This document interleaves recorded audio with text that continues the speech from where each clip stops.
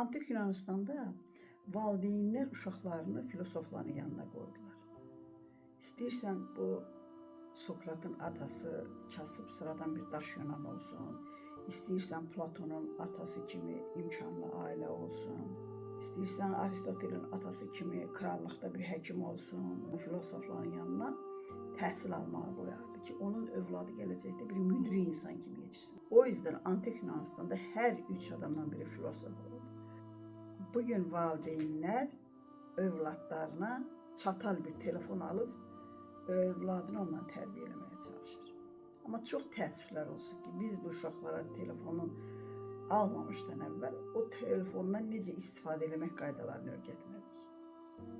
O yüzden evlatlarınızla bizim aramızda bir telefon səs çəkir. Səssiz bir düşmən onu tərbiyə edir. Və onların gələcəyində bu çox acınacaqlı izlər buraxırlar. Qabaqki valideynlərə bax, bugünkü valideynlərə bax. Sizcə hansı daha ağıllıdır?